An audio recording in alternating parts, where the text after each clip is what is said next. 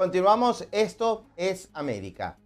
Hay distintos esfuerzos desde Estados Unidos para destacar la necesidad de la aplicación de la justicia internacional en función de colocar, sin duda, la vigilancia en quienes de manera muy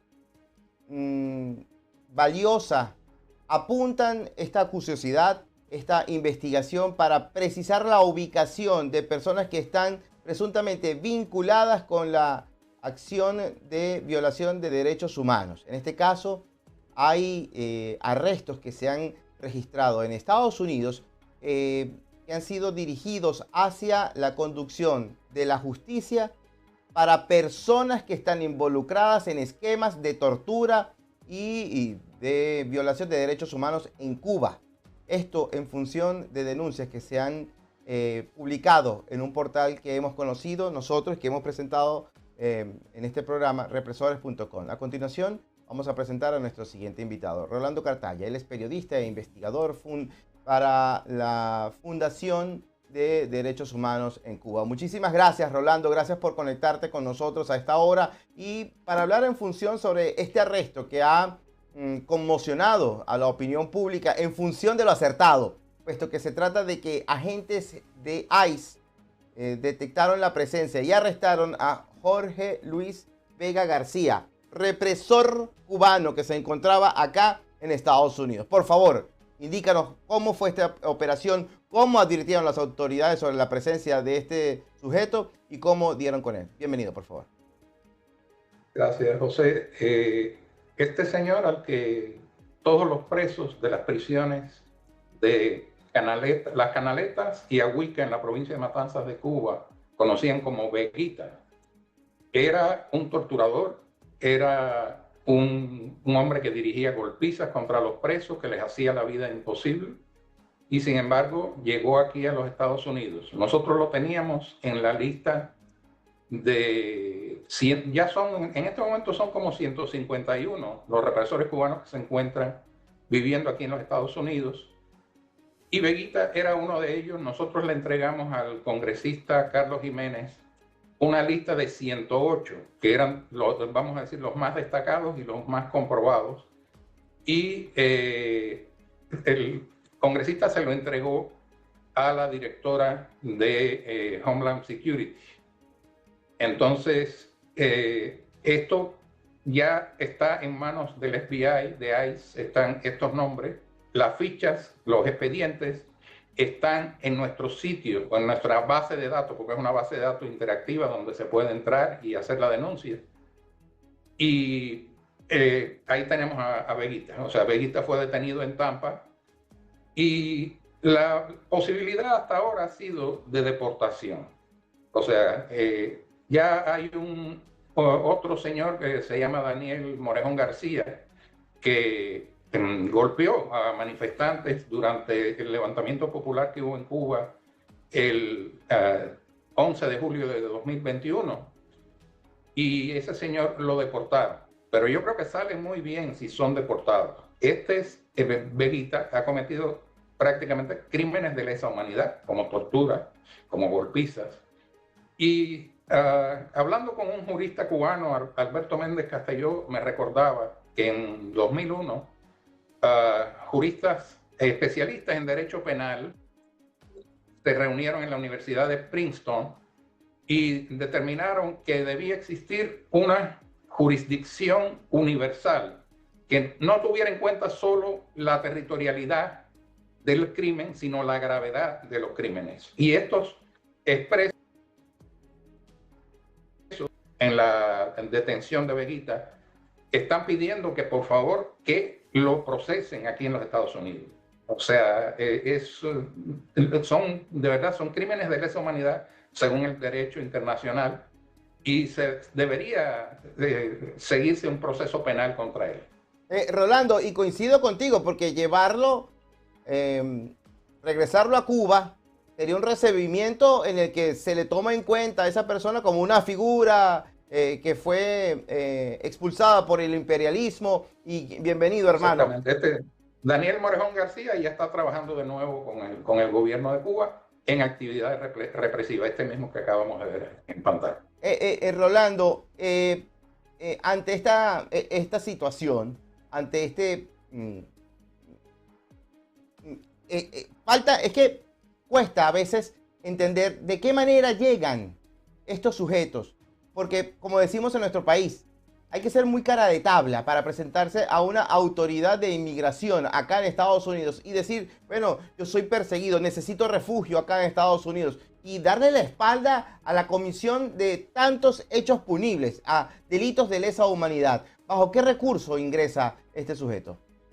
Obviamente, durante mucho tiempo estuvieron ingresando por la frontera porque había un éxodo totalmente desordenado y sin ningún tipo de filtro para que entraran aquí en los Estados Unidos. Después empezaron a entrar con el programa de parol humanitario que creó la administración Biden, donde no hacía falta que te reclamara un familiar, podía ser un amigo, cualquiera que te patrocinara, te podía traer hasta acá. Y también por la aplicación CBP One, que te permitía aplicar para asilo político, te daban el formulario este I-220 y te dejaban pasar. Ahora, estos señores en todos los casos tienen que haber mentido en sus entrevistas de inmigración o en sus formularios de inmigración, porque los formularios de inmigración son muy claros en cuanto a que tú tienes que dar todo tu historial, qué es lo que has hecho en los últimos 10 años, creo que se pide ahora. Hacen preguntas muy específicas: ¿perteneciste al Partido Comunista? ¿Trabajaste en algún tipo de campamento de detenido o prisión? ¿Tuviste alguna relación con grupos militares o paramilitares? O sea, hay una cantidad de preguntas que están en todos los formularios, desde el I-130, que es el primero, hasta después creo que es 485 de la residencia, y el otro, el N600 de la ciudadanía, que se repite. Y algunos de estos señores ya tenían incluso la residencia en los Estados Unidos. O sea, que pasaron por esos filtros mintiendo y entraron en los Estados Unidos y estaban viviendo aquí, mientras a otros en Cuba se les han negado la posibilidad de venir acá.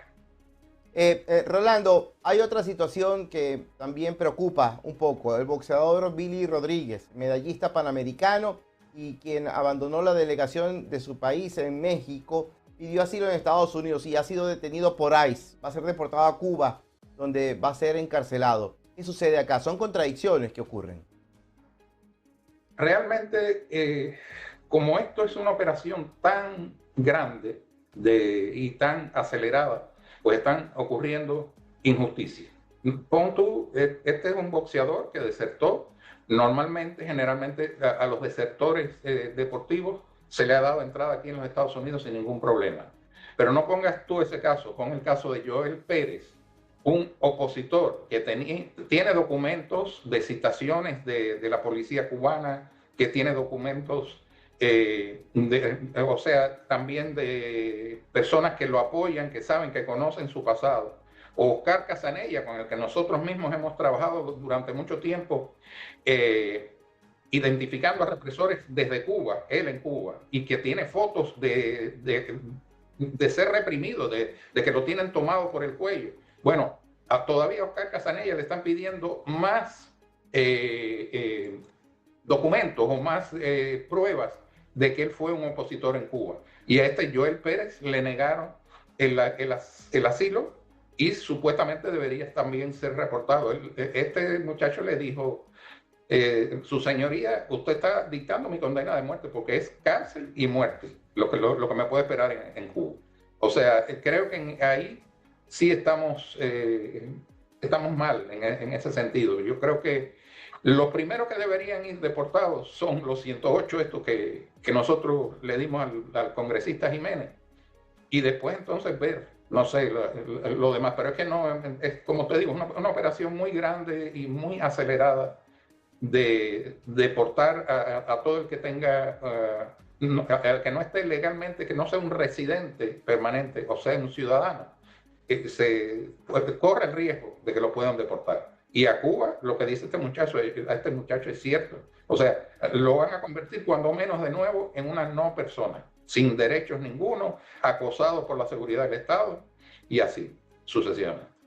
Rolando, el senador republicano Rick Scott ha sido bastante consecuente, así como Marco Rubio en su momento cuando era senador antes de convertirse en jefe del Departamento de Estado. Scott ha insistido mucho en lo que es la presión desde la política, desde el Congreso de Estados Unidos para generar o recortar las posibilidades de que en Cuba persista la violación, y ha insistido en que hay que ponerle fin a los regímenes autoritarios. Rolando, pregunto, esta presión es necesaria, pero pareciera que todavía no es suficiente para que impacte en gobiernos, en este caso encabezados como Díaz-Canel, en seguir hostigando y torturando a la población en esa bella nación del Caribe. Es que ocurre que en Cuba lo que hay actualmente ni siquiera es un régimen socialista. Lo que hay es una oligarquía militar que tiene miles de millones de dólares en cuentas. Recientemente el Miami Herald, consultando documentos del grupo GAESA, que es el Grupo de Administración Empresarial S.A., que es un grupo creado por Raúl Castro con los militares para controlar todo lo que es divisa en la economía de Cuba. El Miami Herald demostró que este grupo tenía 18.000 millones en marzo del año pasado, creo que era, y de esos unos 14.000 millones de dólares eran en dinero guardado en bancos que además ni siquiera ellos tienen sus propios bancos en Cuba, pero también guardan dinero en paraísos fiscales. Y entonces dicen que no tienen para darle al pueblo electricidad, que son unos 250 millones al año, que no tienen para comprar los medicamentos básicos, que son unos 43 millones de dólares. Entonces, esto es lo que sucede. Mientras ellos tengan posibilidad de seguir ingresando dinero, que además no solo lo ingresan legalmente, sino también a través de lo que un analista, Douglas Farrell, llama la empresa transnacional bolivariana, la empresa criminal transnacional bolivariana. O sea, todo esto que estamos viendo ahora, el narcotráfico, las ventas ilegales de petróleo, ventas de oro, lavado de dinero, etcétera.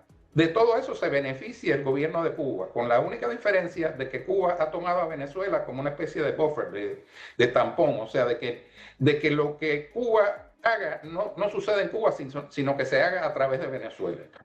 Y entonces, eso es lo que pasa, ¿no? Por eso no hay, en este momento, no se ve una amenaza real, digamos, del gobierno de los Estados Unidos a Cuba, pero Cuba está involucrada en todo esto, como también está involucrada en relaciones con Hezbollah, con Hamas, con todos los grupos terroristas del mundo.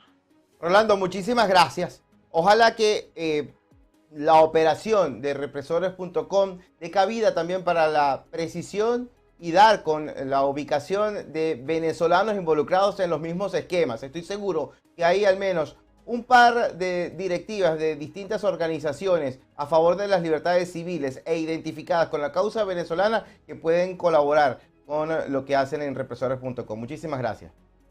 Nos podemos asociar. Seguro que sí. Hasta la próxima.